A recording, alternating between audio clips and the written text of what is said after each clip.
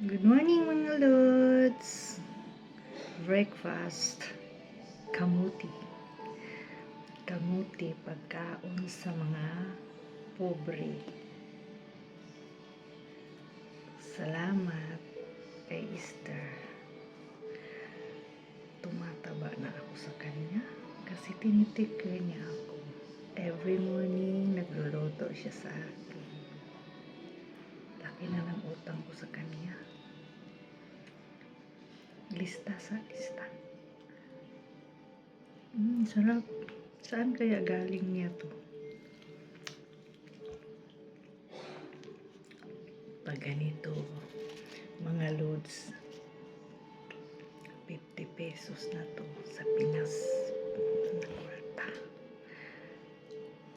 Buti na lang nandyan si Esther. Mahilig magluto. Kaya tumataba na ako. Kahit gabi, nagluluto siya. Kumakain kami. Kaya nakakamiss din. Pag maghiwalay na ang mga senior. Peace.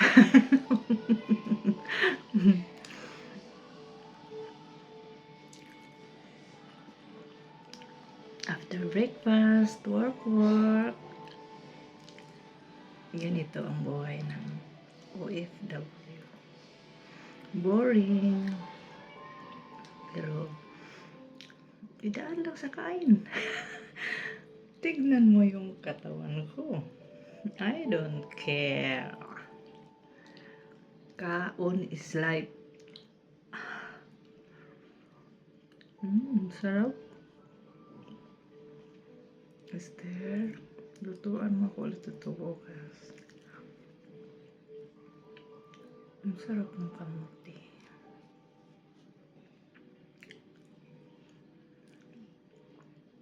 Kahit araw-araw ganito, hindi ako magsasawa. Ang sarap. Pero magsige lang kag-utot.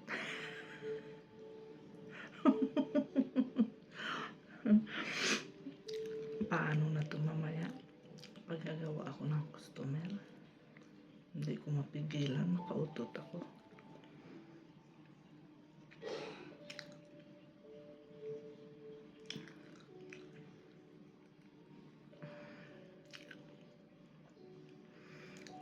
Ano kaya itong sarap Paris nito?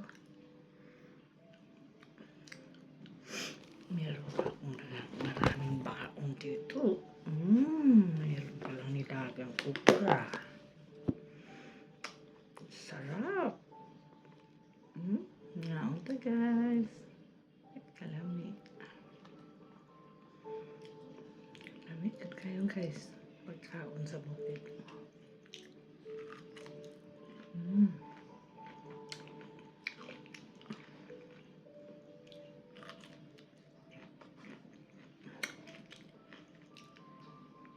Ang sarap.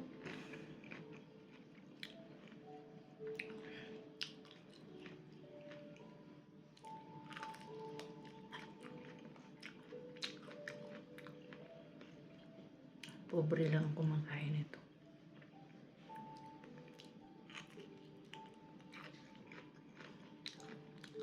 Kaon self kay banat na naman mamaya. Magdaro ka na naman mamaya. Kaluoy sa lula. Sige lang panarbaho wa may kwarta. Pero okay lang, at least healthy.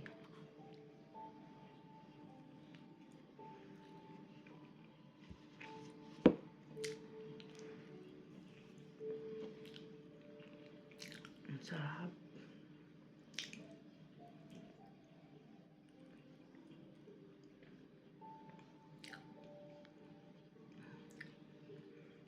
Busog na.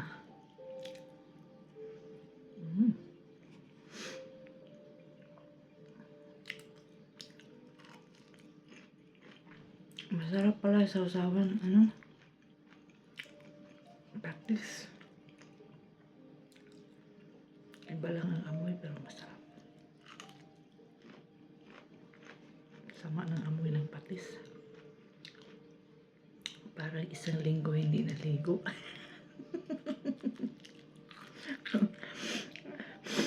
Okay. Tulo sipon ko na nanday. Meron pala to sili.